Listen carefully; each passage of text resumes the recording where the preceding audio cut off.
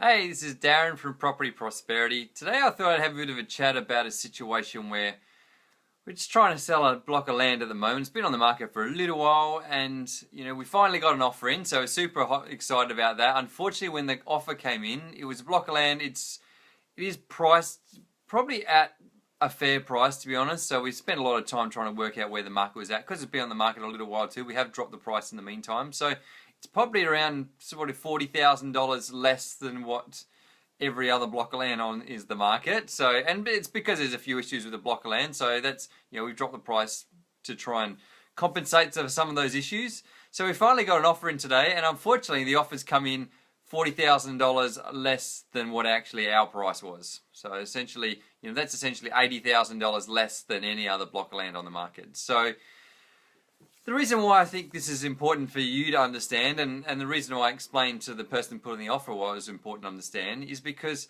why would the owner want to give it away unless they really had to, unless they were totally desperate? Then there's just no reason for someone to drop the price so much, because at the end of the day, why give that profit away to somebody else when they can try and realize that profit themselves? Because the thing people don't necessarily understand about a block of land is a block of land, it's not, hey Shani, thanks for joining. A block of land is not particularly useful until you build a house on it. So obviously my owner, they do want to sell the land. They don't necessarily want to build a house. Saying that, at a certain point when you drop the price down too low, and that's probably, even the asking price they're on at the moment, it's still, like I said, probably $40,000 cheaper than your average block of land around the area. And so they're already giving a significant discount. And so basically that just means they're giving away some of their profit to try and get the land sold so they can move it on and just move on to their next project, essentially.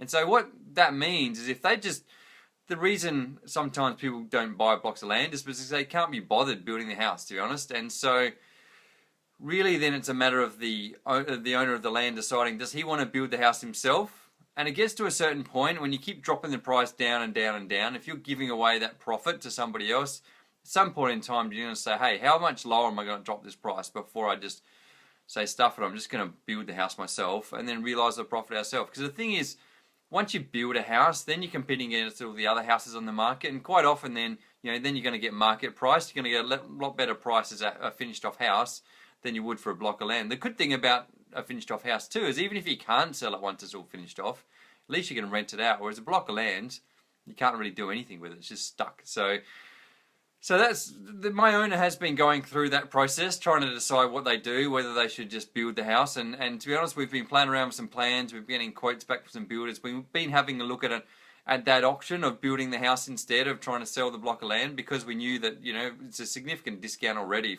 compared to other blocks of land. So they were sort of at the point now then deciding whether they should just build anyway. And then we finally got an offer in, and the offer came in $40,000 less than what they were asking anyway. So when it gets to that sort of point, it's already pretty much made the decision for the owner. Then they might as well just go ahead and build the house, because like I said, why would you give it away and potentially give away $80,000 worth of profit and sell it to this other person when they can just build the house themselves? And at the end of the day, in anyone's language, $80,000 is a lot of money. So it's a matter of, you can almost get in, even if you don't necessarily have the funds to be able to build the house, when you're talking that degree of profit, then you can probably find someone that's willing to go in with you, joint venture with you, give you some money to help you get the house built, and then once the house is finished, you can sell it off and then share those profits that otherwise you would have had to give away if you didn't sell if you just sold it as a block of land and had to sell it at a significant discount. So basically that's where I left it back at the potential purchaser. I said, hey,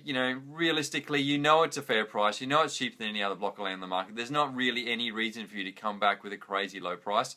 If you can justify it to me, you can come back and explain why you think it's worth so much less than, what I think it's worth, then I'm happy to go back to the owner and explain it. But at the end of the day, it gets to a certain point where the price is so low, then, why would they sell it to you and why would they give it away? So hopefully that's made sense to you. I'm not sure if you've ever bought a block of land or whether you sold a block of land, but if you're out there looking at buying a block of land, hopefully that makes a bit of a sense to you why your offer may be rejected and you may not get the block of land at a crazy cheap price which you were hoping for. And likewise, hopefully that's put something in your mind. Then if you're actually selling your block of land, maybe you have a bit of think about other options rather than just selling as land. Maybe you think, hey, well, maybe I should build this block of land and just build the house, and then at least though I can or hopefully sell it and get market price, or worst case scenario, at least I can rent it out, and that covers some of my bills, and then I've got a good little investment property sitting there anyway. So if you like what I had to say, then click on the like button. If you haven't liked it, hey Bob, thanks for joining. If you haven't liked it, then still click on the like button anyway, because I really appreciate it.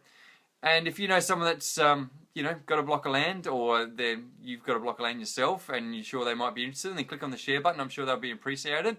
And then, if you've got something you'd like me to talk about in a future episode, happy to have a chat, and I look forward to talking to you guys again next time. Thanks, guys. Bye.